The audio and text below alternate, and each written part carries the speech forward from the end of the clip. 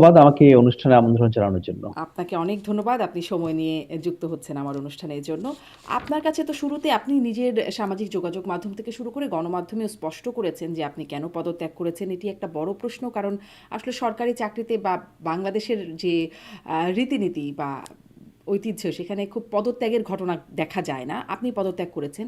সেই প্রশ্নটা আরও শক্ত হচ্ছে যখন আসলে সরকার সবখান মানে সর্বত্রই বা বিভিন্ন জায়গায়, সেটি একদম যদি বলি বাংলাদেশ ব্যাংক থেকে বিসিবি, প্রশাসন থেকে পুলিশ, সবখানেই বা দুদক, বিশ্ববিদ্যালয়, সবখানেই একটা দলীয় নিয়োগ। আগে যারা নিয়োগপ্রাপ্ত ছিলেন তাদেরকে অপসারণ করে দলীয় নিয়োগ দেওয়া হচ্ছে। ফলে এই প্রশ্নটা খুব জোরালোভাবে আসছে যে আপনিও কি আসলে সেরকম কোনো ইঙ্গিত থেকেই সেই পদ থেকে পদত্যাগ করেছেন কিনা, কারণ আপনি পদত্যাগ করার কিছুদিন আগে 5 জন হাই কমিশনার তাদেরকেও তাদের পদ থেকে সরিয়ে দেওয়া হয়েছে, এরকম ঘটনার নজির আছে।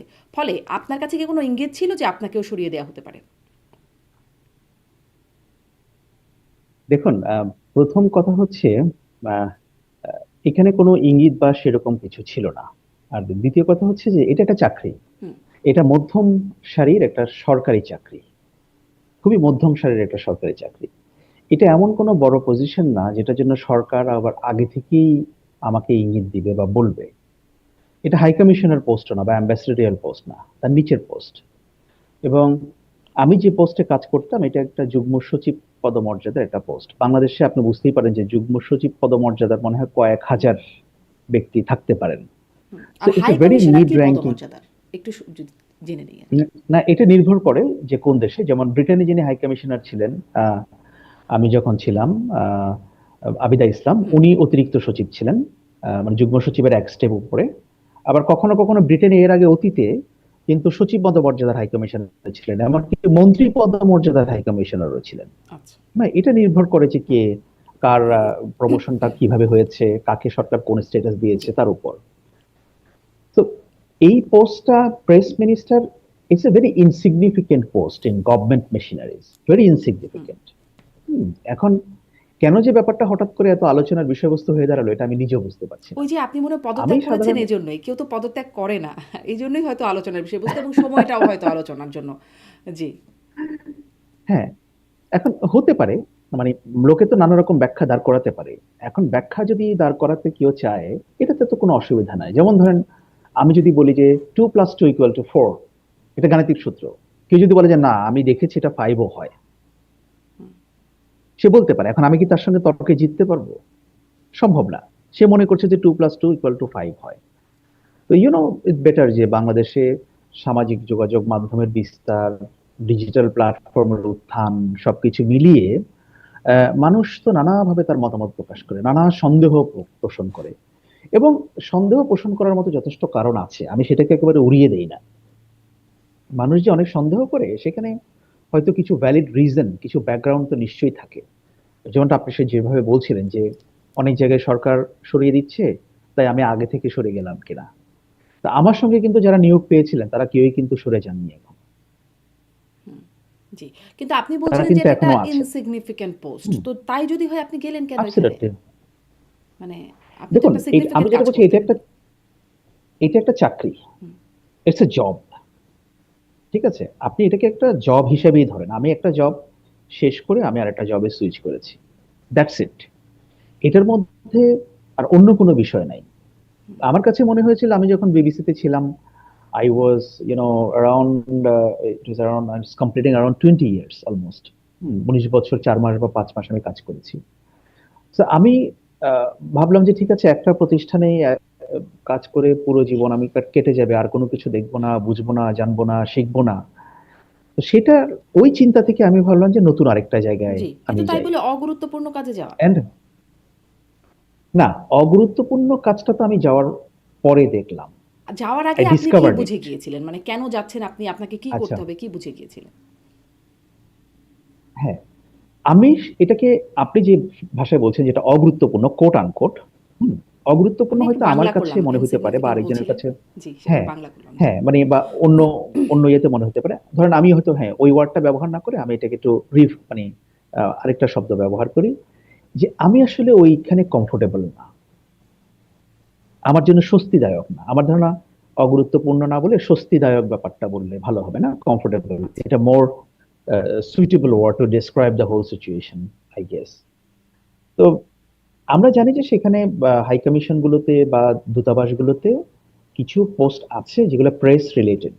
যেমন ধরেন মিনিস্টার প্রেস, যেটাকে আমরা প্রেস মিনিস্টার বলি, হুম, এটা বাংলাদেশের 3টে জায়গায় আছে। এক হচ্ছে দিল্লি, লন্ডন এবং ওয়াশিংটন। এই 3টে জায়গায় অন্য কোনো হাই কমিশনে কিন্তু বা এমবাসিতে কিন্তু এই পোস্ট নেই, প্রেস মিনিস্টার নেই। হুম, যেমন ফার্স্ট সেক্রেটারি প্রেস আছে, তার আরো এক ধাপ বা 2 ধাপ নিচে। যেমন নিউ ইয়র্কে আছে, টোকিওতে আছে, ইসলামাবাদে একজন আছে কাউন্সিলর, সে, হ্যাঁ। তো এরকম বিভিন্ন জায়গায় এটা আছে। তো আমার কাছে যেটা মনে হয়েছিল যে আফটার 5th অফ অগস্ট আমরা যেহেতু অনেক ক্ষেত্রে অনেক কিছু পরিবর্তনের কথা আমরা বলেছি, শুনেছি, হুম, বা হবে সম্ভাব্য এরকম একটা ধারণা করেছি। And at some point I thought that যে গভর্নমেন্ট যে সিস্টেমটা, এইটাও একটু এক্সপ্লোর করা দরকার। এবং সেখানে গিয়ে, হ্যাঁ, আমি ইমিডিয়েটলি কিন্তু সার্চ করেছি যখন আই ওয়াজ অফার্ড। আমরা টুকিটাকি জানতাম যে ওখানে কে প্রেস মিনিস্টার একজন আছে। হুম। তো আমি কাজটা একটু সার্চ করলাম কি হয়। তো আমি ভাবলাম যে সেখানে গিয়ে আমি ডিফারেন্ট কিছু করতে পারি কিনা, কি করা যায়, হ্যাঁ, বা এটার আসলে কাজটা করতে কেমন। আমি ওই চিন্তাধারা থেকে মূলত সেখানে গিয়েছি। আচ্ছা। আপনার মানে আপনি তো এর আগেও ২-১ টা গণমাধ্যমে কথা বলেছেন। আমি শুনছিলাম আপনি আমার এখানে বললেন ১ম এ মানে আপনি অবশ্য পরে কারেকশন করে বললেন আপনার জন্য স্বস্তিদায়ক না, অগুরুত্বপূর্ণ থেকে স্বস্তিদায়ক না বললেন বা বিভিন্ন জায়গায় আমি আপনাকে যতটুকু শুনছিলাম আপনি বলছিলেন যে খুব একটা কাজ আপনি এরকম দেখেন নাই বা খুব তেমন কোনো কাজ নাই এখানে। আমি কি আপনাকে এই প্রশ্নটা করতে পারি যে এইরকম কাজ নেই এরকম একটা পোস্টের জন্য কেমন বেতন থাকে, সরকার কেমন বেতন দেয়? মেয়েদের বয়স আছে, সরকারি চাকরির বেতন বা ছেলেদের বেতন জিজ্ঞেস করতে হয় না, এরকম একটা প্রবাদ বা কথা হ্যাঁ, প্রচলিত ছিল আর কি। যাই হোক, এখন এটা আসলে যেহেতু এগুলো ব্যাপারটা সিক্রেটও না, বাট আমি ব্যক্তিগতভাবে যেহেতু একটা গভর্নমেন্ট জব করে এসেছি, আমি সেখানে অনেক কিছু আমার নিজের দিক থেকে আমি ডিসক্লোজ করতে পারি না। হুম। তো এটাও আমি করতে চাই না, না, কিন্তু অন্তত আমার মুখ সরকারি থেকে করতে চাকরিজীবী যেমন চাই না। ধরেন জয়েন্ট সেক্রেটারির বেতন কত হতে পারে, সচিবের বেতন কত হতে পারে, বিসিএস এ মানে এন্ট্রি পোস্টে বেতন কত হবে, এটা তো একটা মানে এটা তো একটা সিক্রেট হবার কথা না। আপনার বেতন না হ্যাঁ, বলে ওইটা এজন্যই আমি আপনারা খুঁজে জিজ্ঞাসা নিন। করছিলাম। আপনার বেতন জিজ্ঞাসা না করে আমি জিজ্ঞাসা করছিলাম যে প্রেস মিনিস্টার পদের বেতন কেমন থাকে? ওটা আপনারা খোঁজ করে আপনারা জেনে নিন, সেটা আমি আমার মুখ দিয়ে বলতে চাই না। আচ্ছা। এইখানে কি মানে শুধু কি প্রেস মিনিস্টারের কাজটাই খুব বেশি কাজ নাই এরকম? নাকি আরো অনেক পোস্ট আছে যেখানে আসলে খুব বেশি কাজ নাই? আমি দেখছিলাম যে ওসমান হাদির হত্যাকাণ্ডের পর যখন অনেক আন্দোলন হচ্ছিল, তখন শহীদ ওসমান হাদির ভাই ওমর হাদি তাকেও ওইরকম যুক্তরাজ্যে হাই কমিশনের ২য় সচিব পদে সরকার নিয়োগ দিল। আ ২ টো প্রশ্ন। তিনি আপনি থাকাকালীন জয়েন করেছিলেন কিনা ১, আর ওই রকম পদে যে কাউকে মানে কোনো ব্যাকগ্রাউন্ড বা যোগ্যতার কোনো বিশেষ লাগে না, যে কাউকে দিয়ে দেওয়া যায় এই পোস্টগুলো। আচ্ছা, এটার একটু ব্যাকগ্রাউন্ডটা বলি, let me put it in context, তাহলে আপনার বুঝতে সুবিধা হবে বা দর্শকদের বুঝতে সুবিধা হবে। ওসমান হাদির ভাইকে সম্ভবত বার্মিংহামে দেওয়া হয়েছিল, হুম, আমি যতদূর জানি। হুম, ওটা একটা অ্যাসিস্ট্যান্ট হাই কমিশন। মানে লন্ডনের, ইউকে তে যেটা হয়, লন্ডনে হচ্ছে হাই কমিশন, এর বাইরে অ্যাসিস্ট্যান্ট হাই কমিশন আছে ম্যানচেস্টার এবং বার্মিংহামে। ওসমান হাদির ভাইকে বার্মিংহামে সেকেন্ড সেক্রেটারির পদমর্যাদা একটা জব দেওয়া হয়েছিল। তো আমি যতদিন ছিলাম, আমি যদি শুনেছি যে না, সে জয়েন করেনি, ততক্ষণ পর্যন্ত, আমি ফিরে আসার আগ পর্যন্ত সে করেনি, আমি সেটাই জানতাম। এটা হচ্ছে একটা বিষয়। আর পলিটিক্যাল পজিশনের কথা, দেখুন, পলিটিক্যাল পজিশন এটা আমাদের সিভিল সার্ভিসের জন্য, এটা আমরা একটা বাংলায় কথা বলি না যে বিস্ফোরা, হুম, হুম, আমি ওই শব্দটাই ব্যবহার করতে চাই। কারণ বাংলাদেশের স্বাধীনতার পরে যখন এই ব্যাপারটাকে চালু করা হয়েছিল যে সরকারি চাকরিতে আপনার বাইরে থেকে চুক্তিভিত্তিক লোকনিয়োগ দিতে হয়, দেওয়া যাবে, ঠিক আছে, সরকারি বিভিন্ন পজিশনে। তো হাই কমিশন বা পররাষ্ট্র মন্ত্রণালয় কিন্তু এর ব্যতিক্রম না, সেখানেও দেওয়া হয়। ইনিশিয়াল আইডিয়া যেটা ছিল, আমি একটু বিভিন্ন জায়গায় খোঁজ খবর করে একটু অল্প পড়াশোনা করে জানতে পেরেছিলাম যে তৎকালীন সরকারগুলো ভেবেছিল যে প্রাইভেট সেক্টর থেকে বা অন্য জায়গা থেকে, যেমন ধরুন বিশ্ববিদ্যালয়ের শিক্ষক, হুম, সাংবাদিক, বিভিন্ন শ্রেণী পেশার লোকরা যদি সরকারি চাকরিতে একটা চুক্তিভিত্তিক আসেন, তারা তাদের নলেজটাকে এখানে কাজে লাগাতে পারবেন। এবং একই সঙ্গে যারা গভর্নমেন্ট জব করছেন, তাদের সঙ্গে ওনাদের একটা ইন্টারাকশন হবে, সিস্টেমটা বুঝতে পারস্পরিক সহায়তা করবে। দ্যাট ওয়াজ দ্য আইডিয়া, হুম, তাই না? মানে অনেক ব্যক্তি আছে, তারা হয়তো নর্মাল সিভিল সার্ভিসের জন্য তারা যেতে চান না, তারা অ্যাপ্লাই করতে চান না, বাট গভর্নমেন্ট তার এক্সপার্টিসটা নিতে চায়। রাষ্ট্র মনে করে যে ওনাকে আনলে পরে আমার একটা গভর্নমেন্ট সিস্টেমের সুবিধা হবে। আইডিয়াটা কিন্তু মন্দ না, hmm, it's a very good idea. হ্যাঁ, আপনি যে দেশে থাকেন, আমেরিকায়, ওখানেও কিন্তু এই সিস্টেমটা চালু আছে বিভিন্ন জায়গায় বিভিন্ন ক্ষেত্রে। তো বাংলাদেশে এটা চালু ছিল। সমস্যা হচ্ছে ওভার দি ইয়ার্স আমাদের এই চুক্তিভিত্তিক নিয়োগগুলো অ্যাবসলিউটলি পলিটিক্যাল হয়ে দাঁড়িয়েছে। অর্থাৎ সরকারগুলো মনে করতো যে যে আমার বেশি অনুগত, যে অনেক বেশি রাজনীতি করবে, আমার তাকে এই জায়গায় একটা পুরস্কার দিতে হবে। হুম, তো প্রবলেমটা কিন্তু ওখানে, প্রবলেমটা কিন্তু চুক্তিভিত্তিক নিয়োগে বাইরে থেকে লোক আনা না। যেমন আপনি তো আমাকে যেটা বললেন যে ওইখানে আরো বাইরে থেকে যারা লোক হয়, আপনি খবর নিয়ে দেখবেন যে নিউ ইয়র্কে, ওয়াশিংটনে, লন্ডনে বা অন্যান্য মিশনগুলোতে কত বাইরের লোক, মানে চুক্তিভিত্তিক লোক নিয়োগ করতো। এই আমি শুনে এসেছি লন্ডন মিশনে, সেখানে বিগত সরকারের সময় কাজ করত, তাদের কয়েকজনকে পোস্ট করা হয়েছিল যাদের কোনো no work, nothing, nothing, no job, no task. তো এটা তো হচ্ছে, আমি এটা একটা এক্সাম্পল দিলাম, আমি সেখানে যেটা শুনেছি সেটা বললাম আর কি। তো এমনিতেই আমাদের সরকার হচ্ছে খুবই মাথা ভারী সরকার। হুম, আমাদের প্রশাসন বা রাষ্ট্র, যে আপনি দেখবেন যে অনেক অনেক সরকারি কর্মকর্তা কর্মচারী, কিন্তু আমাদের আদতে সার্ভিস ডেলিভারিটা কি? আমাদের যে পরিমাণ লোকবল আছে সে পরিমাণ আমরা সার্ভিস ডেলিভারি করছি কিনা, এই প্রশ্ন তো জনগণের দিক হুম। থেকে কিন্তু সবসময় আমরা তো থাকে, সবসময় তাই শুনি নয় কি? জনবল সংকটের কথা। সবসময় থাকে। আমরা তো শুনি শুধু জনবল সংকটের কথা। পুলিশে কাজ হচ্ছে না কেন? জনবল সংকট। এখানে জনবল সংকট। বিভিন্ন জায়গায় শুধু জনবল সংকটের। দুদক কেন পারছে না? কারণ দুদকের এত জনবল নাই। মানে বিভিন্ন জায়গার ক্ষেত্রে আমি বলছি আরকি। সেখানে সবখানে শুনি জনবল সংকট। আর এখানে জনবল লাগবে না। শুধু, শুধু কোনো এক্সপার্টাইজেরও দরকার নাই, কাজও নাই, তবুও তো শুধু, শুধু মানে জনবল নিয়োগ।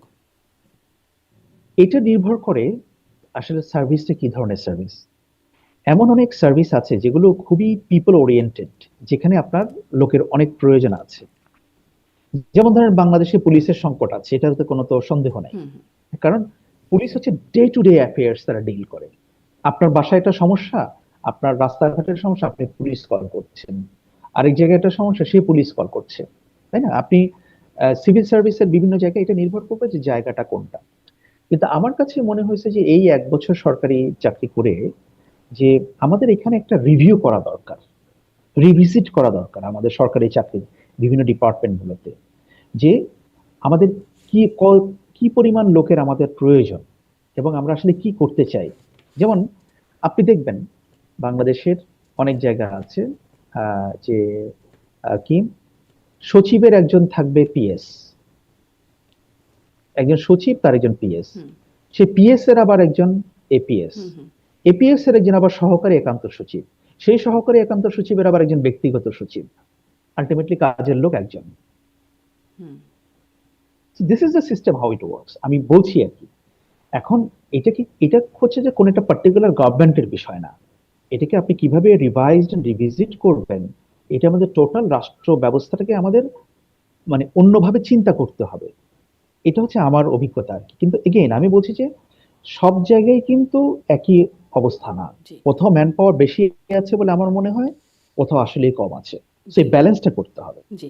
মানে ডক্টর ইউনূস সরকারের সময় যখন আসলে আপনারাও নিয়োগপ্রাপ্ত হলেন, তখন শুনলাম সব সংস্কার হবে। এইরকম প্রবলেম যে হচ্ছে, এই সংস্কারের ব্যাপারে তো শুনলামও না। এটা যদি একটু আপনি বলেন, সেটা শুনতে আগ্রহী হব। এবং সাথে, সাথে আপনি যে বললেন যে বিস্ফোরা, এই প্রাইজ পোস্টিং করা, পলিটিক্যাল পোস্টিং করা, এটা একটা বিস্ফোরা হিসেবে আপনি আখ্যায়িত করছিলেন। আপনি আসলে কিসের পুরস্কার পেলেন? কিসের জন্য আপনাকে এই প্রাইজ পোস্টিংটা করা হলো? শুনেন, আমি যদি এখন বলি যে আমাকে কোনো কিছুর জন্য করা হয়নি, এটা আপনিও বিশ্বাস করবেন না, দর্শকরাও বিশ্বাস করবে না। আমি একটা কথা সবসময় বলি যে ধর্মের কল বাতাসে নড়ে, এটা প্রবাদ আছে না, এটা আমি বিশ্বাস করি। হুম, অর্থাৎ যা কিছু সত্য সেটা আপনা আপনি প্রকাশ হয়, এটা কাউকে প্রকাশ করতে হয় না। আপনি যতই জোর দিয়ে বলেন যে না ভাই আমি তো এটা চাই নাই, বা এটা আমার কোনো পুরস্কার না, আমি বলবো হ্যাঁ, এটা যার বিশ্বাস করার দরকার সে করবে, যার বিশ্বাস করার দরকার নাই সে করবে না।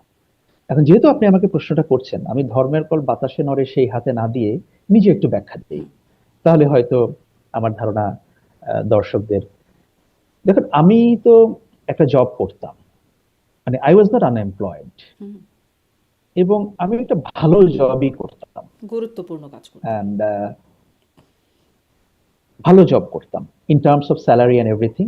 আপনি যদি বাংলাদেশের বিবেচনা যদি বেতন বা সুযোগ সুবিধা, হ্যাঁ, ছুটি বা অন্যান্য জিনিস, প্রেস্টিজ, হুম এগুলো আপনি বিবেচনা করেন, আমি খারাপ ছিলাম না, ভালোই ছিলাম। এবং আমার চাকরিটা কিন্তু কোনো কন্ট্রাকচুয়াল জবও ছিল না যে আমি 1 বছর 6 মাস কাজ, আমি সেখানে 19 বছর 4 মাস কাজ করেছি। এখনো যে প্রতিষ্ঠানে কাজ করেছি সেই প্রতিষ্ঠান এখনো বিদ্যমান, আমি যাওয়ার পরেও লোক নিয়োগ হয়েছে। তো সেটা আছে। তো আমি চাইলে এখানে কন্টিনিউ করতে পারতাম।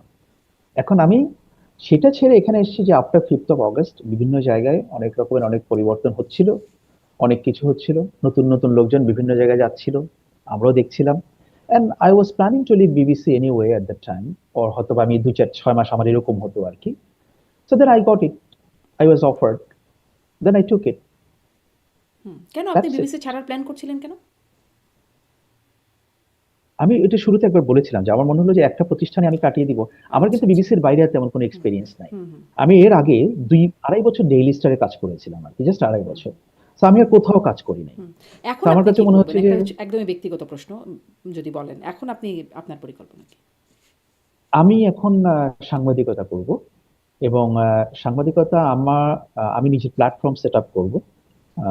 সেখানে আমি রিপোর্টিং করব, ইন্টারভিউজ করব, আমি অ্যানালিসিস এন্ড এক্সপ্লেনার করব, সেটা আমি করব। পাশাপাশি আমি এক বা একাধিক ইন্টারন্যাশনাল মিডিয়ার সঙ্গে কাজ করব ফ্রিল্যান্স বেসিসে। আচ্ছা, আ খুবই ভালো মানে আপনার পরিকল্পনা নিঃসন্দেহে। আপনি একটু এটা বলবেন, এই যে আমি যেটা দিয়ে শুরু করলাম যে নানান রকম দলীয় নিয়োগ, যে বিএনপি, যেটি আসলে বিএনপি শুরু থেকে সমালোচনা করেছিল। যখন বিরোধী দলে ছিল, যখন আওয়ামী লীগ ক্ষমতায় ছিল, আপনিও নিশ্চয়ই মনে করতে পারেন সর্বত্র দলীয়করণের কড়া সমালোচক ছিল বিএনপি। বিএনপি কি সেই পথেই হাঁটছে নাকি আপনার বিশ্লেষণ কি? দেখুন, একটা জিনিস আমি একদম ফার্মলি বিলিভ করি, সেটা হচ্ছে যে একটা সরকার যদি প্রপারলি ফাংশন করতে চায়, হুম, তাকে তার আইডিওলজিক্যাল মানে অ্যালাইন করে, তার আইডিওলজি অ্যালাইন করে তার ওইরকম লোক লাগবে। তাকে তার দলের, হ্যাঁ, তার দলের আইডিওলজিতে বিশ্বাস করে সেই লোককে নিয়োগ দিতে হবে তার রাষ্ট্রের গুরুত্বপূর্ণ জায়গাগুলোতে। আদারওয়াইজ সেই সরকার ফাংশন করতে পারবে না আমাদের মতো দেশের প্রেক্ষাপটে। এটা বাস্তব, এটা আমি বিশ্বাস করি। প্রশ্ন হচ্ছে আপনি কোন ধরনের লোক দিবেন। XYZ পলিটিক্যাল পার্টি, আপনি যেটা বলেন বিএনপি, আওয়ামী লীগ, হেন তেন আরো যা যা কিছু বলেন, এই দলগুলোতে কি কোয়ালিফাইড লোক আছে না? অবশ্যই আছে। তারা কোয়ালিফাইড লোক নিয়োগ বিএনপি দিয়েছে না? অবশ্যই দিয়েছে। কিন্তু এর ভিড়ও দেখবে যে অনেক নন কোয়ালিফাইড লোকজন জায়গায় করে নিয়েছে। That is the problem. আপনি আপনার দলের লোকই দেন, কোনো অসুবিধা নেই, কিন্তু আপনার দলের যোগ্য লোকটাকে আপনি দিবেন, যে যার একাডেমিক ব্যাকগ্রাউন্ড ভালো, যার প্রফেশনাল এক্সেলেন্স ভালো, যে আমি স্কিলড। এই প্রশ্নটা করি, এর আগেও করেছি এই প্রশ্নটা, মানে বিএনপির নেতাদের সাথে যখন কথা হয়েছে বা বিভিন্ন জনের সাথে কথা হয়েছে, আমি প্রশ্নটা করি যে তাহলে ধরেন যারা বিএনপি এতদিন আওয়ামী লীগ করেছে, আওয়ামী লীগের পোস্টিং পেয়েছে, বিএনপি করেছে বা ডক্টর ইউনূস সরকার সময় যারা জামাত করেছে তাদেরও অনেক ভালো ভালো পোস্টিং হয়েছে বলে আমরা জেনেছি, বা বিএনপিরও হয়েছে, এখন তো পুরোপুরি বিএনপির দলীয় পোস্টিং হচ্ছে। তাহলে যারা আসলে একদম কোনো দল করে না, দলের সাথে সম্পৃক্ততা নেই, তারা কি গুরুত্বপূর্ণ পদগুলোতে যেতে পারবে না? আপনি যদি চুক্তিভিত্তিক বাইরে থেকে আসেন, তাহলে সেটা যাওয়াটা খুব কঠিন। আর নর্মাল যারা সিভিল সার্ভিসের লোক, যারা ক্যাডার সার্ভিসের, যারা নর্মাল পরীক্ষার প্রসেস দিয়ে সেখানে রিক্রুট হয়, তারা তো সেখানে হচ্ছেই। তাদের ভেতরের পলিটিক্যাল আইডিওলজি কি সেটা তো আর আমরা অনেকেই জানি না।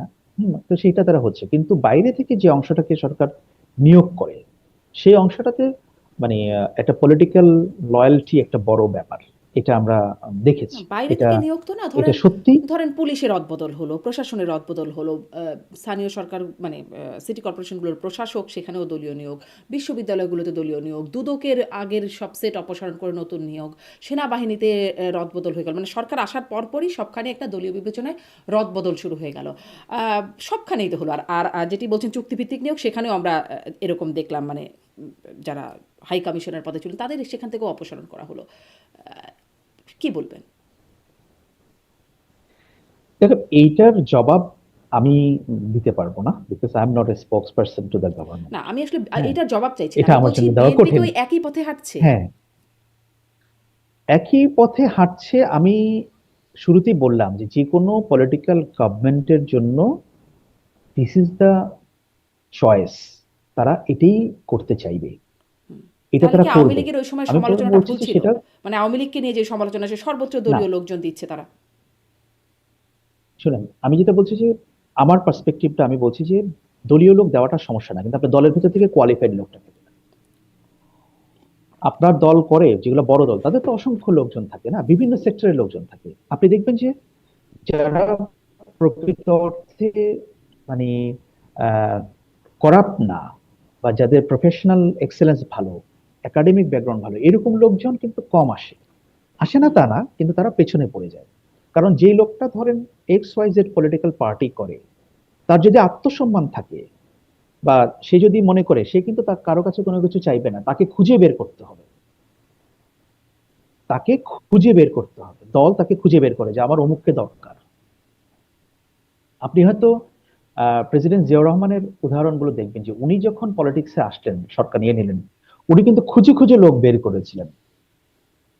হুম। উনি আবু হানা মুস্তফা কামালকে খুঁজে বের করেছিলেন, সৈয়দ আলী হাসানকে নিয়েছিলেন। হুম, তো উনি এই টাইপের লোকজনকে, উনি সবাইকে বিভিন্ন মত বিভিন্ন পথের লোকজনকে উনি এক জায়গায় এনেছিলেন। কারণ উনি ভেবেছিলেন যে উনি সাইফুর রহমানের মতো লোককে নিয়ে এসেছিলেন। উনি বি চৌধুরীকে এনেছেন, কারণ উনি মনে করেছেন যে আমার কোয়ালিফাইড লোক দরকার। আমার যতটা না, কারণ তখন তো আসলে বিএনপির পলিটিক্যাল আইডিওলজি ওইভাবে গড়ে ওঠে নাই যে যতটা না আমার আইডিওলজিক্যাল ব্যাপার স্যাপার দরকার, তার চেয়ে আমার বেশি কোয়ালিফাইড লোক দরকার রাষ্ট্র পরিচালনার জন্য। Hmm. And that is the logical approach. কিন্তু যেহেতু এখন এই দলগুলো অনেক বড় দল, তাদের একটা বিশাল সমর্থক গোষ্ঠী আছে, হ্যাঁ, বিভিন্ন সেক্টরে আপনি তাদের লোকজন পাবেন।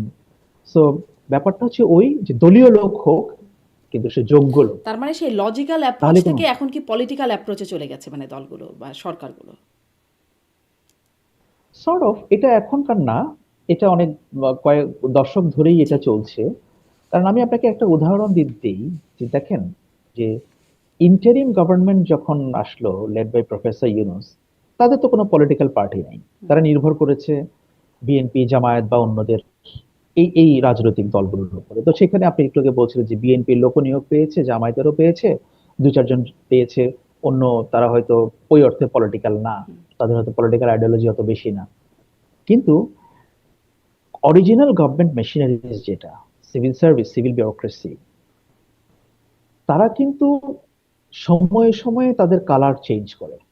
আপনি দেখবেন যে আওয়ামী লীগের সময় সবাই কিন্তু আওয়ামী লীগ ছিল, এখন পাবেন আপনি একজনকে আওয়ামী লীগ খুঁজে, হারিকেন দিয়ে খুঁজে একজন আওয়ামী লীগ পাবেন না। এখন লোকে হিসাব করে যে আচ্ছা, আমার চাচাতো বোনের খালাতো বোনের ফুফাতো ভাইয়ের তালতো ভাই বিএনপি করে, এইভাবে সম্পর্কগুলোকে এখন ডিসকভার করা হচ্ছে, মানে অনেক দূরের ব্যাপার স্যাপার দিয়ে। হুম, তারা এখন বিএনপিতে বন্ধু খুঁজে বের করছে, তারা এখন জামায়াতে বন্ধু খুঁজে বের করছে। এটা আমি দেখে এসেছি, আমি জানি এটা, সেই জন্য বলছি। So, আপনি কিন্তু এখন প্রশাসনে কোনো আওয়ামী লীগ পাবেন না। হ্যাঁ, তো কিন্তু ছিল তো একসময়, সবাই তো আমরা দেখেছি না আওয়ামী লীগ কি প্রতিযোগিতা, না, একেবারে শেষদায় পড়ে থাকতো, তো সেই লোকগুলো কোথায় গেল?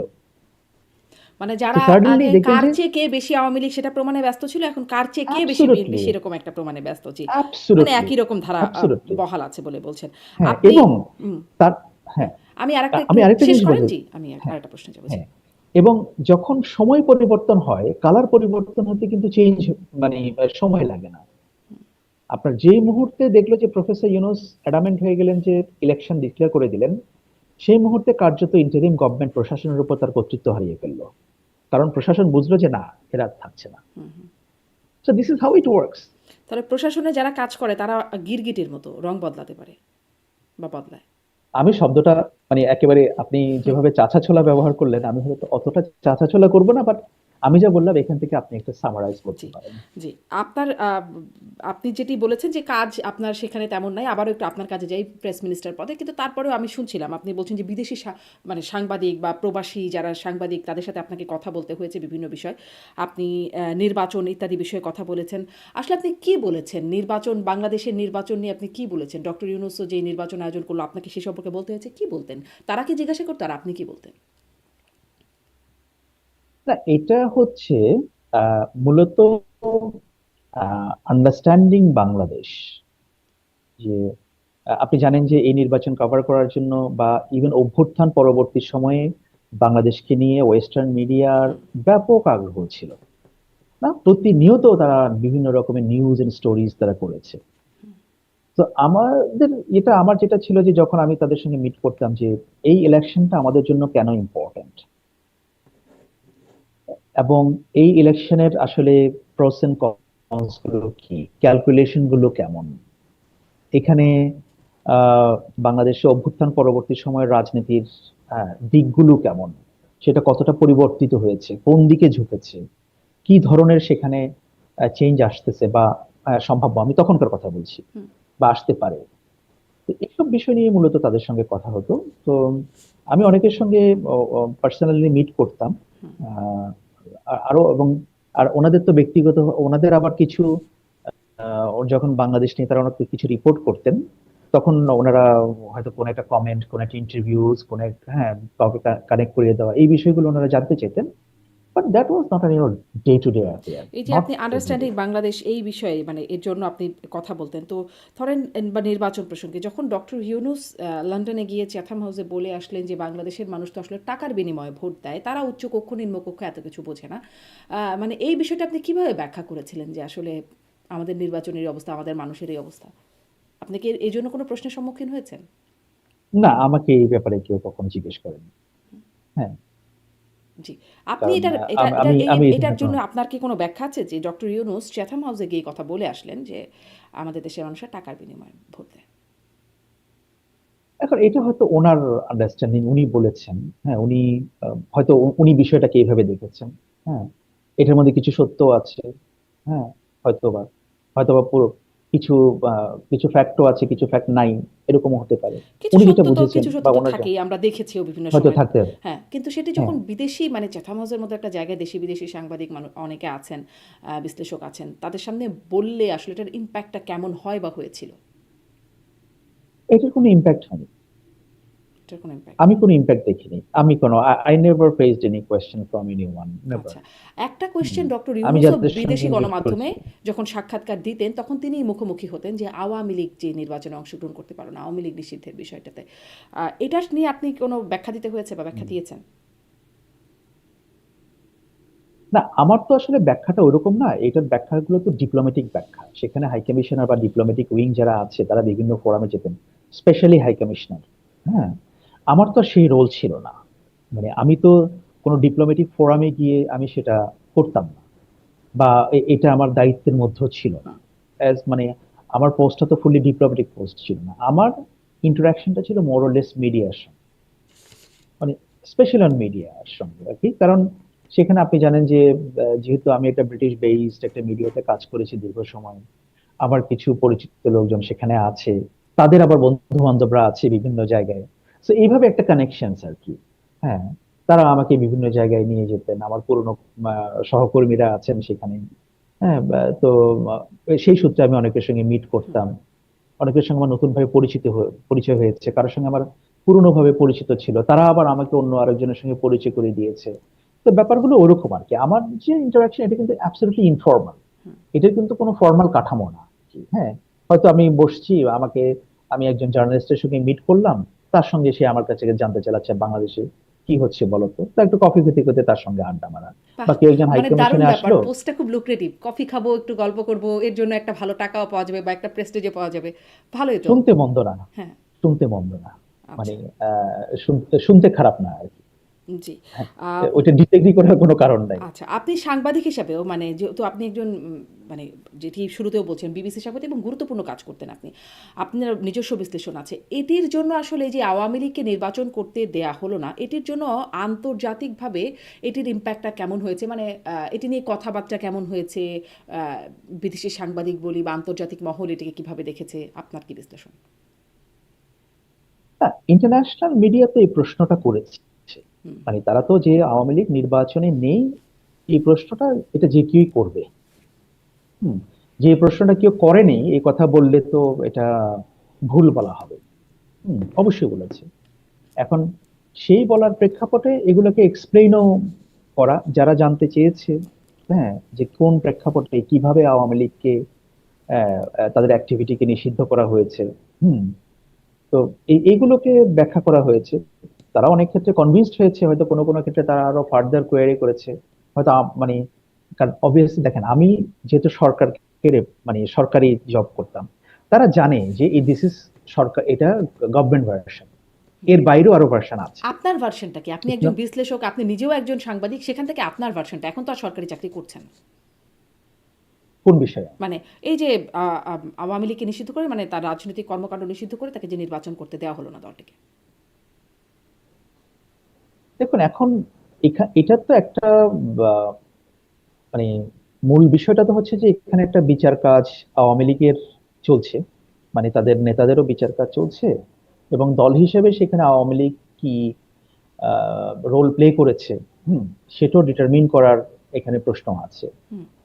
আর যেহেতু 5ই আগস্ট হয়েছে, খুব বেশি দিন হয়নি, বাংলাদেশে বহু মানুষের হত্যাকাণ্ড হয়েছে সেই সময়টাতে, এবং বাংলাদেশে একটা anti Awami League sentiment was running very high. Hmm. তো এই বিষয়গুলো এখানে কাজ করেছে আর কি। এখন এটা ভালো কি মন্দ, সেই ডিবেটে এটা ক্লিয়ার কাট কোনো অ্যান্সার নেই।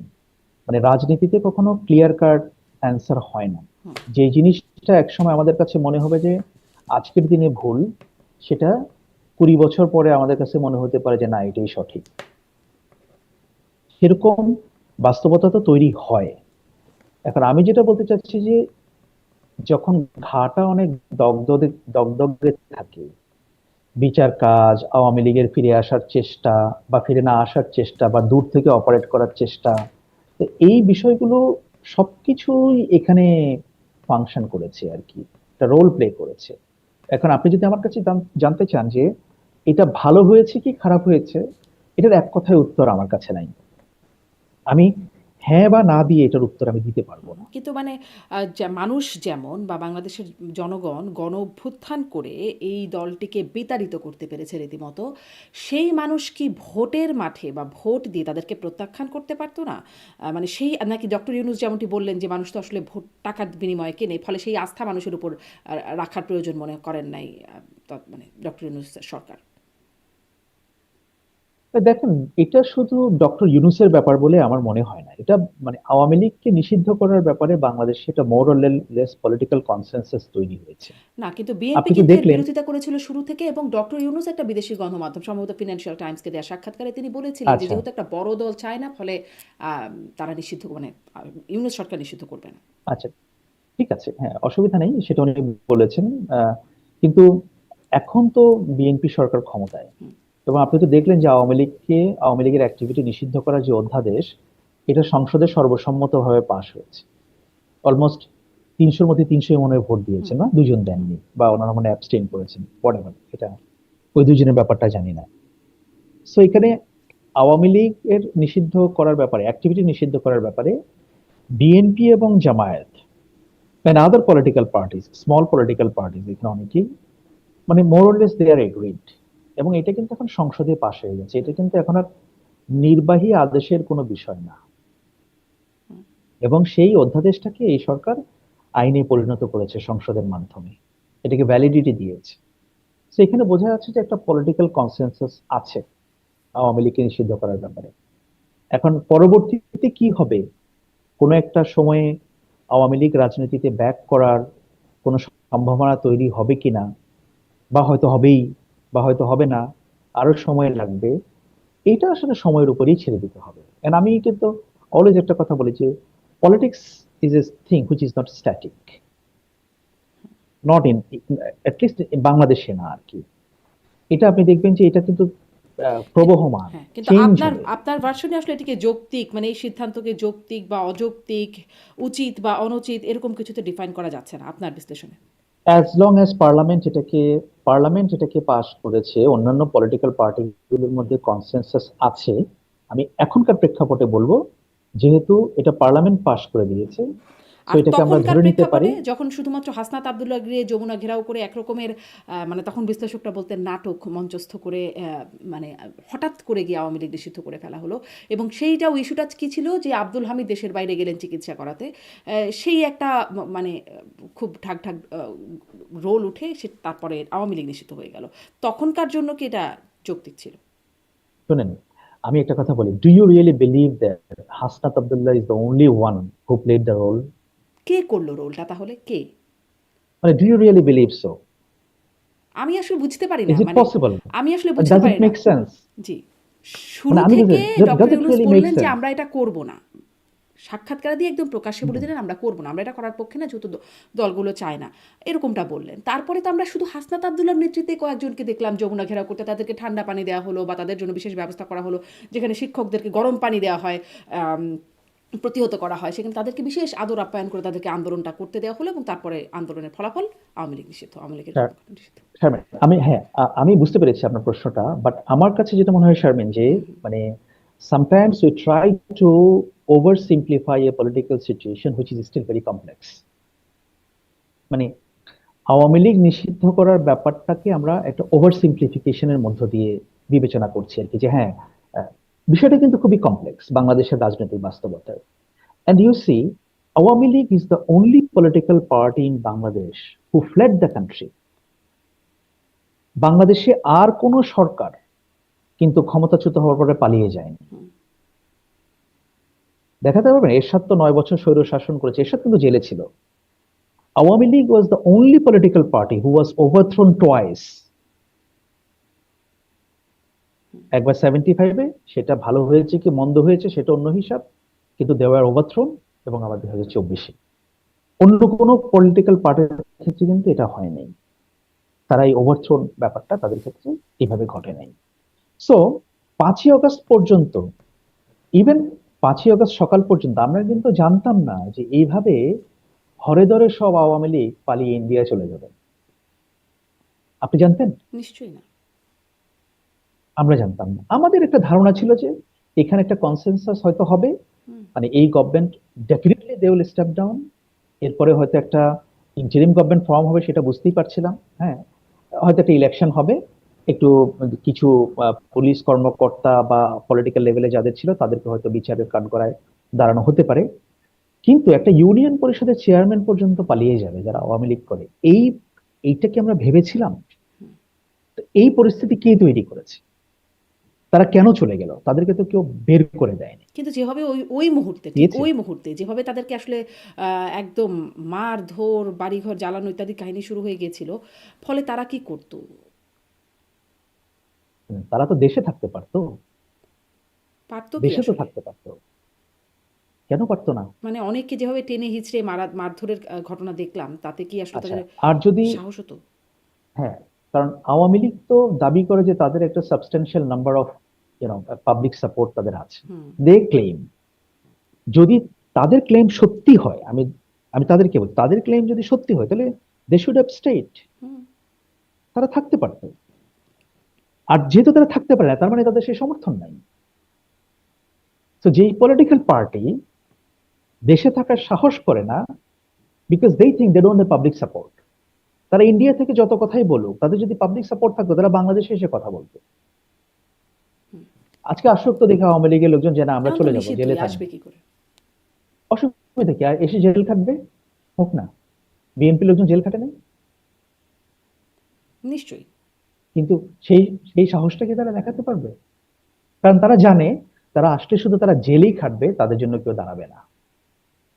আমি তো আপনার প্রোগ্রামেই দেখলাম যে একজন আওয়ামী লীগ নেতা, উনি খুব ক্যান্ডিড বেশ কথাবার্তা বলেন। রাশেক রহমান সাহেব মাঝে মধ্যে আপনার শোতে আসেন। হুম। এবং ওনার কথাগুলোকে কিন্তু বিবেচনা নেওয়ার মতো। হুম। তো উনি অনেক ব্যাখ্যা ওনার দলের কি পরিস্থিতি তা কিছু সেটা দিয়েছেন। তো আমি যেটা বলতে চাই যে, ধরুন হয়তো আমি বলবো যে হ্যাঁ আওয়ামী লীগকে নিষিদ্ধ করা ঠিকই আছে, বা আমি বলবো যে না আওয়ামী লীগকে নিষিদ্ধ করা ঠিক হয়নি। তার চেয়ে বড় কথা হচ্ছে যে কনটেক্সটটা কি। আমরা যদি কনটেক্সটে চিন্তা করি, then we get the answer. আমার শুধু এটাই প্রশ্ন যে যেই মানে বিষয়টা জনগণ হাতে নিয়ে অভ্যুত্থান করে, আর তো কেউ, জনগণই তো আসলে তাদেরই প্রাণ গেল, তারা হাতে মানে যান হাতে নিয়ে অভ্যুত্থান করে আওয়ামী লীগকে বিতাড়িত করতে পারলো, তারা কি প্রত্যাখ্যান করে আওয়ামী লীগকে মানে প্রত্যাখ্যান করতে পারতো না ভোটের মাঠে নির্বাহী আদেশে, এবং তারপর আইন করে করবার প্রয়োজনীয়তাটা কেন হলো? আমি এই প্রশ্নটাই শুধুমাত্র করছিলাম।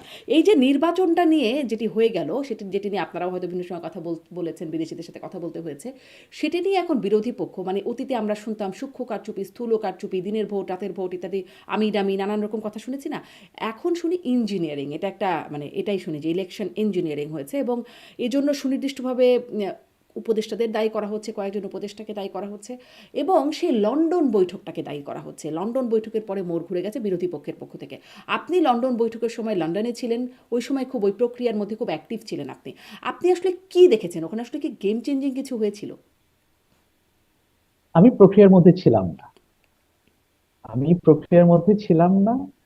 আমি শুধু যেদিন তৎকালীন প্রধান উপদেষ্টা প্রফেসর ইউনূসের সঙ্গে তারেক রহমান সাহেব দেখা করতে এসেছিলেন হোটেল রচেস্টারে, আহ, আমি ওইখানে ছিলাম। জাস্ট উনি যখন অ্যারাইভ করেছেন, ওই ততটুকুই হোটেলটা। হ্যাঁ, এর আগে পরে আমি প্রক্রিয়াটা কিভাবে হয়েছে, প্রক্রিয়াটার এটার সঙ্গে কারা জড়িত, কিভাবে এত বড় বৈঠক হলো, এটা আসলে আমি অত ডিটেল, হ্যাঁ আমি শুনেছি দেয়ার আর সাম সিক্রেটস, সেটা হয়তো আমি এখানে বলতে পারবো না, but I was not involved, সিক্রেটসটা আসলে নট এট অল। সিক্রেটগুলো না বলেন, সিক্রেটগুলো কেমন রকমের সিক্রেট, মানে সেটি কি মানে সেটা সম্পর্কে কোনো ধারণা দেওয়া যায়? আমরা আসলে সেই সিক্রেটটাই জেনে আসছি যে তখন বৈঠকে কি হলো, তখনও আমরা অনেক প্রশ্ন করেছি, কিন্তু উত্তরটা কখনো মেলেনি যে বৈঠকে কি হয়েছে। শুধুমাত্র জেনেছি সন্তোষজনক, দুপক্ষই সন্তুষ্ট হয়েছে বৈঠকে।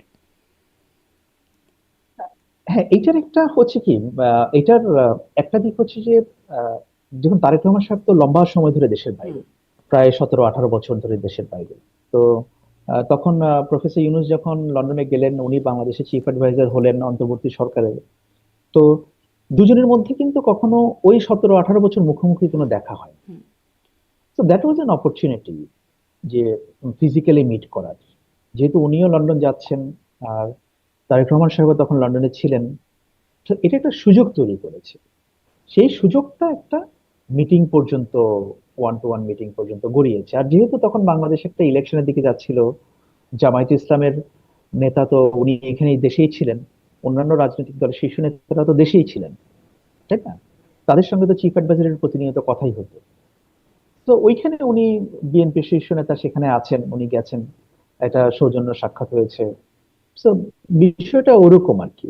হ্যাঁ, না, এখন বিষয়টা তো বিএনপি ওই ঠিক নির্বাচন নিয়ে সৌজন্য সাক্ষাৎ তো না, ও একটা গোপন কিছু বিষয় ছিল যেটি আপনিও এখন বলছেন না, বা কেউ বলেননি আমি তখন থেকে। আম- কেউ বলেননি, আমি আপনি তো। গোপন বিষয়ের ব্যাপারে কোনো, I am not aware, I am not aware. কিন্তু আপনি তো বললেন কিছু সিক্রেট বিষয় আছে যেগুলো আপনি এখন বলবেন না, সিক্রেট যে আছে সেটি তো না আপনি না, আমি বলেছেন। না বলছি মিটিংটা অর্গানাইজ করার ব্যাপারে, মানে হুম। কারা রোল প্লে করেছেন সেটা বলছি। আচ্ছা। কিন্তু আলোচনার মধ্যে তো সেরকম সিক্রেট কি, আপনারা জানেন যে সেখানে নির্বাচন নিয়ে একটা বিএনপি একটা দাবি ছিল, জামায়াতের একটা দাবি ছিল ইলেকশন নিয়ে। তো প্রধান উপদেষ্টা চেয়েছেন যেটার মাঝামাঝি একটা কিছু হুম। এখানে প্লে করানোর জন্য। তো সেরকম করেছেন আর কি, ওনার সঙ্গে কথা বললেন। জি, সেই সময়কারও আমরা এই সময় যেমন জানতে পারি নাই, পরবর্তীতে জানতে পারি নাই, পলিটিক্যাল পার্টিগুলো এটা নিয়ে কথা বলেছে, এবং অনেক, যেহেতু ওই যে কিছু না কিছু সিক্রেট আছে, ফলে প্রক্রিয়া থেকে শুরু করে বা আলোচনা থেকেও শুরু করে আমরা জানিনি যেহেতু, ফলে নানান রকম সন্দেহ বা প্রশ্ন করা হয়েছে ওটাকে নিয়ে। এবং এখন এসে যখন স্থানীয় সরকার প্রতিমন্ত্রী বলছেন যে লন্ডনে গিয়ে ডক্টর ইউনূস ক্যাপ্টেনকে ট্রফি দিয়ে এসেছেন, তখন সেই প্রশ্নটা আবারও বিরোধী পক্ষ করছে জামাতের পক্ষ থেকে। জামাতের আমির সংবাদ সম্মেলন করে বলেছেন যে মানে তাহলে ট্রফি যদি আগেই দিয়ে আসে তাহলে নির্বাচনের কি দরকার ছিল? আসলে কেমন ট্রফি দিয়ে আসছে এটা কি আপনার কাছে কোনো ধারণা ছিল? কি ট্রফি, মানে ট্রফি মানে কি, আপনি কি বুঝতে পেরেছেন?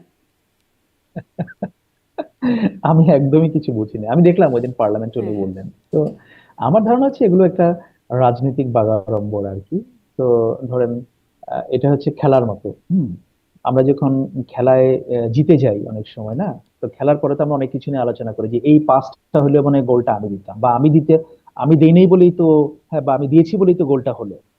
তো এটা ওরকম একটা ক্রেডিট নেওয়ার বিষয় আর কি। এটা দেখা আমার মনে হয় এটা অ্যাবসলিউটলি একটা রাজনৈতিক বাগাড়ম্বর। আমি এটাকে এর বেশি আর কোনো কিছু এই দেখছি বাগাড়ম্বর না। মানে যেহেতু ওপেন না বিষয়গুলো, ফলে বাগাড়ম্বরের জায়গা তৈরি হয়েছে, এবং তার সাথে আরও যুক্ত হয়েছে যে সেখানে যাবার আগ পর্যন্ত ডক্টর খলিলুর রহমানের বিরুদ্ধে পদত্যাগের দাবি পর্যন্ত করেছিলেন বিএনপির পক্ষ থেকে, এবং বেশ গুরুতর অভিযোগ তার বিরুদ্ধে ছিল।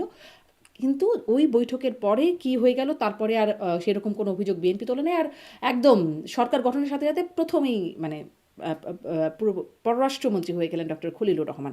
ট্রফির তো কিছু লেনদেন মানে হয়েছে, এরকম সন্দেহ তো হতেই পারে নাকি? সন্দেহ হওয়াটা অযৌক্তিক মনে করেন কিনা? না, সন্দেহ তো চাইলে যে কোনো বিষয়ে করতে পারে, সেই স্বাধীনতা কিন্তু তার সেটা আছে। যৌক্তিকতা আর যে কোনো অযৌক্তিক ব্যাপার আছে, মানে এটাকে যৌক্তিকতা দেখেন কিনা আপনি সন্দেহ করার বা আমি তো প্রশ্নগুলো করার? দেখছি না এখন, আমি তো দেখছি না, তাহলে আপনার কারণ কাছে স্পষ্ট হয় ভোট, ব্যাখ্যাটা কি? না না, ভোট দিয়েছে এই দেশের জনগণ। হুম। যদি নির্বাচন প্রক্রিয়া নিয়ে কোনো প্রশ্ন থাকতো, যদি নির্বাচন প্রক্রিয়া নিয়ে আন্তর্জাতিকভাবে কোনো প্রশ্ন উঠতো, কিংবা লোকালি দেশের মানুষের যদি প্রশ্ন তুলতো যে না, আমি ভোট দিতে গিয়েছিলাম, আমি ভোট পাইনি, আমার ভোট দেওয়া হয়ে গেছে, বা আমি ভোট দিতে চেয়েছিলাম জামায়াতকে, ভোট চলে গেছে বিএনপির বাক্সে, হুম। তাহলে পরে আমি বুঝতাম যে হ্যাঁ, এটা মনে হয় লন্ডন মিটিং এ এটা ফিক্স করা হয়ে গেছে। বাস্তবতা তো সেটা না, কিন্তু এই যে ডক্টর খলিলুর রহমান, তাকে তাই না? নিয়ে আপত্তি, তিনি লন্ডন বৈঠকে এবং তিনি পররাষ্ট্রমন্ত্রী। না, আমার ধারণা যে এটা হয়তো বিএনপি ভেবেছেন যে ওনার দৃষ্টিতে, মানে ওনাদের মানে বিএনপি শীর্ষ নেতৃত্বের দৃষ্টিতে হয়তো ডক্টর খলিলুর রহমান কেপেবল, সেই জন্য। জি, খুব সহজ ব্যাখ্যা আপনার কাছে। আম আর আপনি একটু যেহেতু সাংবাদিকতায় ছিলেন এবং আপনি তথ্য মন্ত্রণালয়ে আপনার মানে মন্ত্রণালয় ছিল। আপনি সেই মন্ত্রণালয়ের অধীনেও যখন প্রেস মিনিস্টার ছিলেন কাজ করেছেন।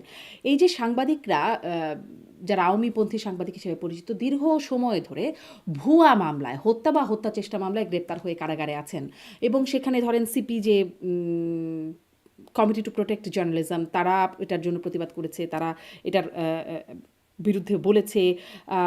দেখছিলাম যুক্তরাজ্যেও কমনওয়েলথ জার্নালিজম অ্যাসোসিয়েশনের নেতারা প্রতিবাদ করেছেন, যেখানে বিবিসিরও আপনার মানে সাবেক সাংবাদিক ছিলেন সেখানে শামীম আহমেদ, তিনিও ছিলেন সেই আন্দোলনে। আপনার কাছে এই বিষয়টা গিয়েছে? আপনি কখনো এই বিষয়ে কথা বলতে হয়েছে বা আপনার কি মনে হয়েছে তো এই বিষয়ে? না, এই বিষয়টা নিয়ে আমার কখনো কথা বলতে হয় নাই, আমার কাছে স্পেসিফিকলি এগুলো নিয়ে সেরকম কেউ জানতে চায় নাই। বাট হ্যাঁ, এই ঘটনাটা তো আছে, এটা তো সত্যি যে ওনারা অনেকেই কারাগারে আছেন। হুম, আহ, কারণ হচ্ছে যে নর্মালি যেটা হয়, এই সংক্রান্ত কোনো প্রশ্নের জন্য যদি কোনো স্পেসিফিক প্রশ্ন থাকতো, বা এগুলোর ব্যাপারে কেউ জানতে চাইতো, আমরা এগুলোকে রিডিরেক্ট করে দিতাম। আমি হয়তো অনেককে কানেক্ট করে দিয়েছি যে আপনারা ঢাকার সঙ্গে কথা বলতে পারেন। হুম। হুম, এটা অনেক ক্ষেত্রে অনেক সময় চিফ অ্যাডভাইজার্স অফিস এটার ব্যাখ্যা দিয়েছে, বা অনেক সময় আইন মন্ত্রণালয়, জানি মানে তৎকালীন তথ্য মন্ত্রণালয়, তারাও কিছু কিছু ব্যাখ্যা দিয়েছে। হ্যাঁ, ব্যাপারটা ওইভাবেই কি হয়েছে আর কি। ব্যাখ্যা দিয়েছে? কি ব্যাখ্যা এটার?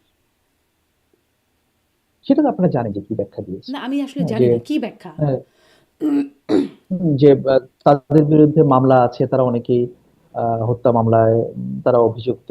হ্যাঁ, তারা এগুলোতে ইনস্টিগেট করেছে। হুম, এই এই এই ব্যাপারগুলো, জি। এগুলোই ব্যাখ্যা দিয়েছে আর আপনি কি, আমি একজন যতদূর সাংবাদিক, জানি। ব্যাখ্যাটা আপনার কাছে গ্রহণযোগ্য হুম। হয়েছে। আপনি সেই সরকারের অংশ হয়েছে।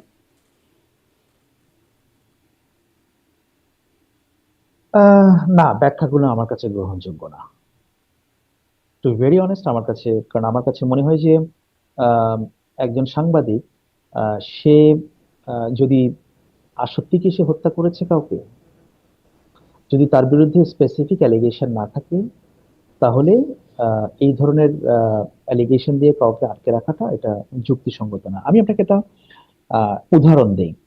সেটা হচ্ছে যে রোয়ান্ডাতে যখন 1994 সম্ভবত জেনোসাইড হলো, তাই না, হুটু এবং টুটসিদের মধ্যে, তখন যে রোয়ান্ডার এই জেনোসাইডের জন্য যে ট্রাইব্যুনাল গঠন করা হলো বিচারে, সেই বিচারে কিন্তু একজন রেডিও অ্যানাউন্সার, হু ওয়াজ এ জার্নালিস্ট, রেডিও প্রেজেন্টার, তার কিন্তু সাজা হয়েছিল।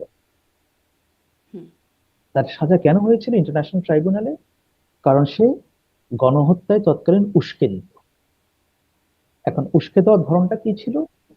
আপনি দেখবেন যে সে বলতো যে মাইনরিটিদেরকে ককরোচ, হুম। হুম, তাদেরকে এরকম সে ককরোচ বলতো, এবং নানাভাবে তাদেরকে হেয় প্রতিপন্ন করতো।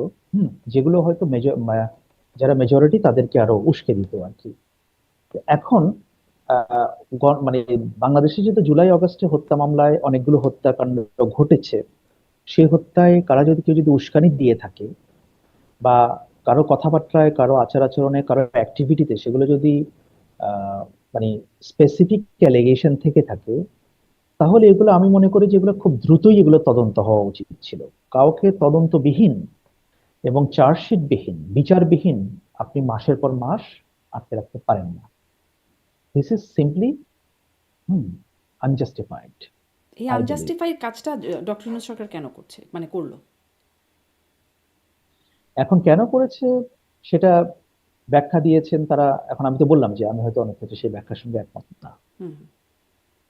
হ্যাঁ, তাদের মেশিনারিজ থেকে তারা সে ব্যাখ্যা দিয়েছে, বাট আমি মনে করি যে এই মামলাগুলো মামলা হতে পারে, মামলা আপনার বিরুদ্ধে হতে পারে, আমার বিরুদ্ধে হতে পারে, কিন্তু সে মামলাটার দ্রুত একটা ইনভেস্টিগেশন করে সেটাকে দেখতে হবে যে এটা সত্য না মিথ্যা, তারপরে আপনি সেটা বিচার করেন। যদি দেশের আইন অনুযায়ী বিচার হয়ে যদি সাজা হয়, ফাইন, কোনো অসুবিধা নেই। একদম। কিন্তু আপনি বিচার ছাড়া দীর্ঘ সময় আটকে রাখা, বিচার ছাড়া আটকে রাখা, হ্যাঁ, এটা আমি সাপোর্ট করি না। এবং এই কথা বলতে আমার কোনো দ্বিধা নাই যে কেউ আওয়ামী লীগ মানে কোন সাংবাদিক সে আওয়ামী মতাদর্শের হলে তাকে আপনি আটকে রাখবেন বছরের পর বছর। No, this is not acceptable. জি।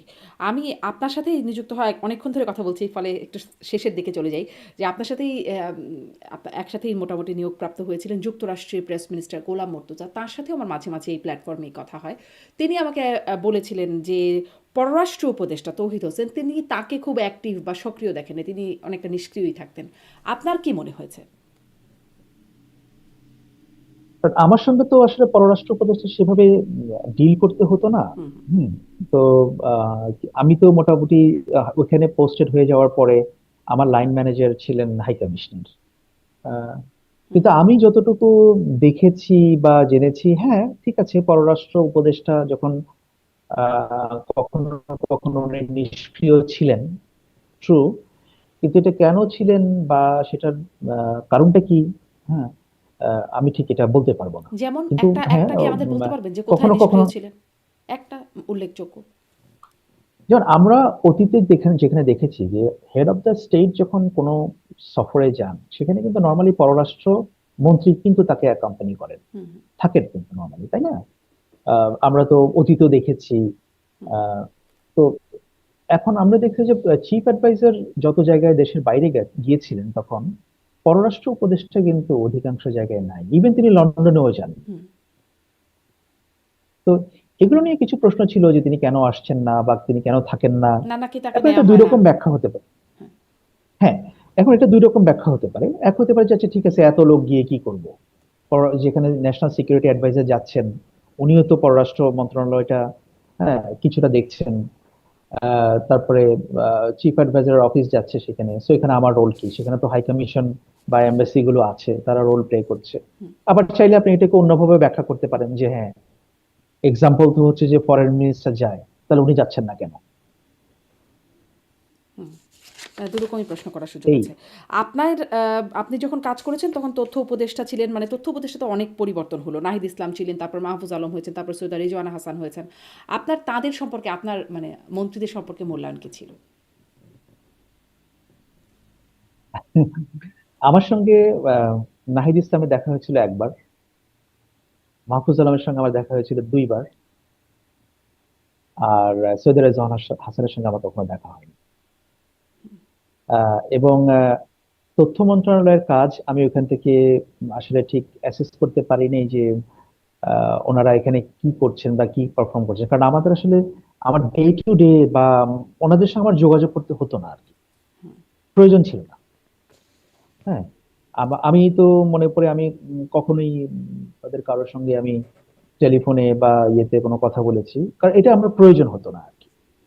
হ্যাঁ, শুধু মাহফুজ আলম সাহেব একবার লন্ডনে গিয়েছিলেন, সেই সফরে যাওয়ার আগে ওনার সঙ্গে আমার এখান থেকে টেলিফোনে কথা হয়েছিল সেই সফরের বিষয়ে। দ্যাটস ইট, এর বাইরে আর কোনো কথা হয়নি। আচ্ছা, পর্যালোচনা যখন জানছি, একটু ডক্টর ইউনূস সম্পর্কেও আপনার পর্যালোচনা জানি যে ডক্টর ইউনূস ক্ষমতা নেবার আগে তিনি একরকম মানে তার যোগ্যতা, তার ক্যারিশমা এটা নিয়ে একটা অবিসংবেদিত কিছু জায়গা ছিল। নোবেল লরিয়েট তিনি, তাকে স্যার বলে সবাই সম্বোধন করেছেন। কিন্তু ক্ষমতা নেবার পর বা ক্ষমতা ছাড়বার পর বিশেষ করে তাদের মধ্যে যারা এরভাবে তাকে সম্মান করে কথা বলতেন বা তার পক্ষে বলতেন, তাকে ক্ষমতালোভী, বাটপার, জোচ্চোর ইত্যাদি রকম টার্মে অভিহিত করছেন। আপনার আসলে মূল্যায়ন কী দিয়ে? তিনি ক্ষমতা কি তাকে পরিবর্তন করে ফেলেছিল? এখন বাটপার বা চোর জোচ্চোর এটা কারা বলছে? আপনি এটা তো হ্যাঁ, ওনার সঙ্গে যারা ওনার সঙ্গে যারা কাজ করেছেন ওনারা কি বলছেন?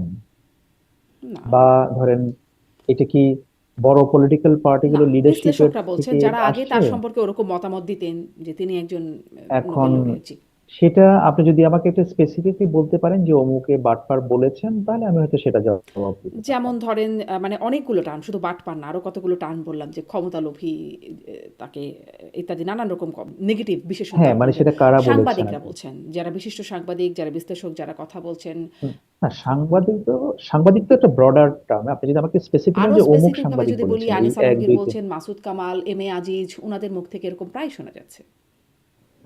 হ্যাঁ আমি অবশ্য এই এই নামগুলো এক্সপেক্ট করছিলাম, সেই জন্য যাই হোক এর মধ্যে প্রথম নামটা তো আপনি বললেন। দেখেন, একটা বিষয় হচ্ছে যে আপনি যে কোনো ব্যক্তির সমালোচনা করতে পারেন, কোনো অসুবিধা নেই। পৃথিবীতে কেউই সমালোচনার ঊর্ধ্বে না। প্রফেসর ইউনূসও সমালোচনার ঊর্ধ্বে না। আর রাষ্ট্র পরিচালনা করলে কেউ সমালোচনার ঊর্ধ্বে থাকবেও না, তাই নয় কি? কেউ থাকবে না। এখন সমালোচনাটা আপনি অনেক কড়া ভাষায় করতে পারেন। কখনো কখনো আমরা মাইল্ড ক্রিটিসিজম করি, কখনো খুবই স্ট্রং ক্রিটিসিজম করি। কিন্তু ধরেন এই যে কাউকে বাটপার, চোর, গুন্ডা এই ধরনের টার্ম ইউজ করা, এটা কি সমালোচনা নাকি এটা ক্রোধের বহিঃপ্রকাশ? মানে ধরেন আমরা যদি একজন ব্যক্তিকে বলি যে উনি এই কাজটা করেছেন, ভুল করেছেন। কেন ভুল করেছেন? উনি এই কাজগুলো করেছেন, এগুলো ভুল। তা আমি সেই কাজগুলো যদি তাকে বলি যে উনি ভুল করেছেন, তাহলে লোকে বুঝবে যে তিনি ভুল করেছেন। আর যদি আমি তাকে বলি যে না এ তো বিরাট বাটপার, তো এই যে শব্দগুলো, এগুলো যারা ব্যবহার করেন এটা তাদের স্ট্যান্ডার্ডকে নির্দেশ করে। আর তারা ব্যক্তি জীবনে কি, সেটা রিফ্লেকশনটা তাদের কথায় প্রকাশিত হয়। জি। কারণ এই যে তিনি বলতে পারছেন না যে, বা বলছেন আরেকজনকে বাটপার, হ্যাঁ, এই শব্দগুলোকে নিয়ে আসেন। তো মানে তাদের সম্পর্কে আর কি বলার আছে? জি, আপনার বিশ্লেষণ স্পষ্ট। শেষ প্রশ্ন, জুলাই সনদ গণভোট আপনি রায় একটু সমালোচনা করেন, হ্যাঁ, কোনো জি। একদম শেষ প্রশ্ন, জুলাই সনদ গণভোট হ্যাঁ এর রায় প্লিজ বাস্তবায়নে বলুন। জামাতে ইসলামী এখন রাজপথে আন্দোলনে নেমেছে। জামাতের আমির বলছেন দীর্ঘমেয়াদী আন্দোলনের মানে একটা ইঙ্গিত তিনি দিয়েছেন। যখন দেশে আসলে জ্বালানি সংকট, হামির শিশু মৃত্যু হচ্ছে, ছড়িয়ে পড়ছে, তখন আসলে এরকম একটা আন্দোলনের ইঙ্গিতও আপনার কাছে কেমন মনে হয়? এবং এই আন্দোলন আসলে কতটা হালে পানি পাবে, বা আসলেই মানে রাজপথের আন্দোলন, সেরকম আন্দোলন, মানে যেভাবে অন্ততপক্ষে আহ্বান করেছে যে ইমানি শক্তি, যেটা গণ অভ্যুত্থানের সময় দেখা গেছে, আবারও সেটাকে শানিত করার আহ্বান জানাচ্ছেন জামাত।